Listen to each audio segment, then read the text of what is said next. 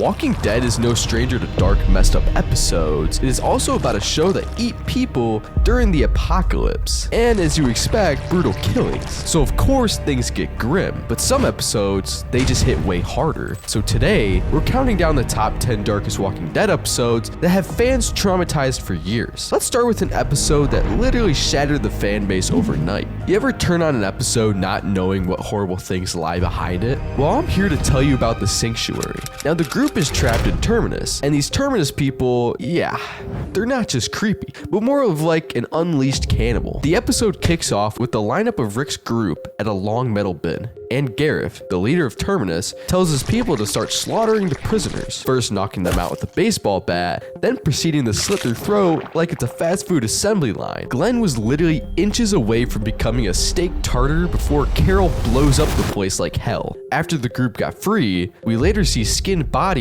of the humans dangling from chains. Even a live person was being dissected in front of their eyes. Now, this episode is dark because it is the first time the show made it crystal clear the zombies are not the worst monsters here. Instead, it's more of the humans. And the craziest part is that some fans still argue Gareth was just trying to do what it took to survive.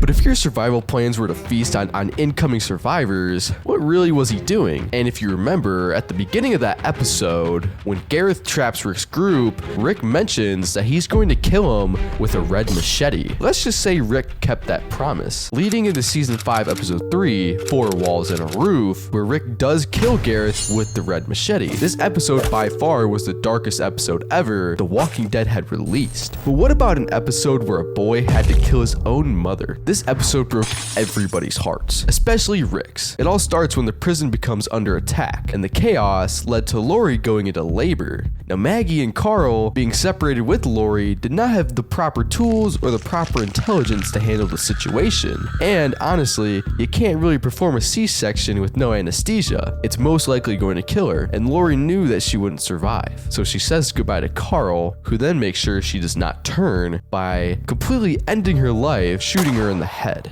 Now, watching a kid shoot his own mother is pure nightmare fuel. And we see Rick's emotional breakdown later on when he realized that Carl had to kill his mother because she was going to turn. On top of that, T-Dog, the man we know and love, who has been rationally close to death, heroically dies in the same episode, saving Carol. Now, the writers of The Walking Dead were very brutal with this episode and gave us no break whatsoever. If you thought that was rough, the next one shows just how far people are willing to go when it comes to children. Look at the Flowers is one of the most disturbing episodes in TV history, starting with Carol, Tyreese, and the girls hiding out in the middle of the forest in a log cabin. Now, issues with Lizzie started a while back at the prison, where she first had signs where she volunteered to put her father out of misery. Lizzie goes on to treat the walkers like pets, even feeding them rats, and she says that they are still people, and then later killing her sister Mika, believing she will come back. Carol realizes Lizzie is a threat and an utter psycho to everyone. So she took Lizzie outside to, quote, look at the flowers, then proceeding to no-scope her ass. I'm just kidding, but to shoot her. Now, the shot of Lizzie standing there with bloody hands is definitely burned into our memories. AMC even put a viewer discretion warning before it, but the horror doesn't always come from killing. It can also come from the slow realization that someone you love is already gone. Season 2 moved slowly until this moment. The group discovers Herschel has been keeping walkers in the barn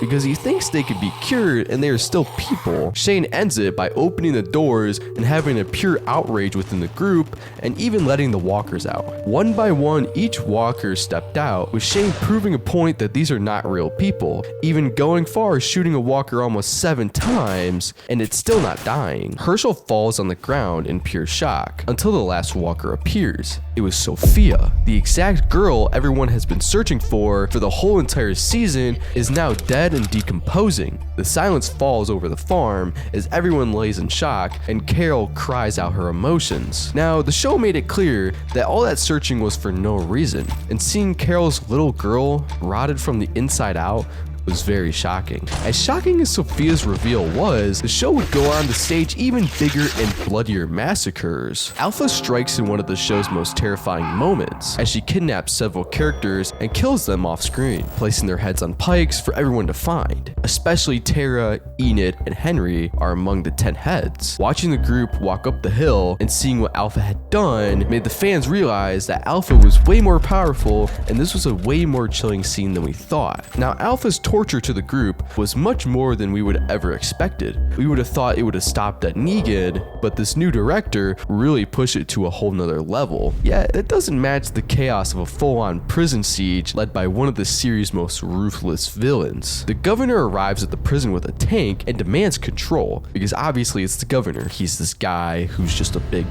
Now, when Rick refuses, Governor completely decapitates Herschel with Michonne's sword. Seeing Herschel's head half on and half off, leaking with blood, is a scene I might not even be able to show on YouTube. Herschel somehow even seemed alive when he was decapitated. We even see him crawling on the ground towards Michonne, which honestly to me is one of the most disturbing things I've ever seen. How could he even, you know what, I'm not even gonna go further into this, but seriously, Too Far Gone was definitely too much for the fans to handle, and it was too much of a surprise. Now, the governor's brutality set a high bar for villainy, but Negan's first appearance set his status right away, with something I question to be more disturbing than Herschel's death. The Negan lineup scene is one of the most infamous moments in the series, showing Glenn's head being crushed to the bone and even exposing one of his eyes. Again, I'm blurring this because it's so brutal, it can maybe get me taken off of YouTube. Abraham's death was a little less gory, but still very bloody in the scene. We even see him throw up a peace sign to Sasha, which honestly, that was really heartfelt for me. Because if you know in the show, Abraham kind of cheated, this whole situation, whatever. But at the end of the episode, Negan goes on to force Rick to cut Carl's arm off. Thankfully, they didn't, but by far, this episode was one of the most goriest, besides Walker's being ripped apart. But not all dark episodes rely on gore. Sometimes a slow fade of beloved characters could just be as devastating. And you guessed it, I'm talking about Tyreese, the man we all know and love, and he kind of felt like a bodyguard to some. Well, anyways, we see him get bit early on in the episode by going through Noah's house, and his death is a very slow, painful death. It was kind of like a recap of the apocalypse and all those crazy memories, seeing the governor, seeing Lizzie and Mika, and seeing the man who tried to kill the baby. This was very shocking to us. Now, it gets even creepier when the radio turns on and starts playing The World We Know Is Gone, and it just makes everything feel like it was just mocking Tyreese. The episode also felt extremely long because Noah was super far away from help, and it almost just seemed pointless. But they later saved Tyreese. Not in time though. He later died. Womp womp. Then there's Carl's last episode, which turns the same slow burn grief that we saw with Tyreese into a gut punch. Carl's final episode was a slow and painful goodbye, as he spends his last hours with Judith, Michonne, and Rick, knowing that the bite will soon end his life. He even goes as far as writing notes to everyone he loves, especially Negan, which was a very shock for most, but we do see Rick go on the radio to message out Carl's last message to Negan, asking to stop the war. But the moment Rick and Michonne realized Carl was too far gone was truly unsettling, and for us fans, it really tore us apart. Carl's final wish for his father to find peace and lead Alexandria.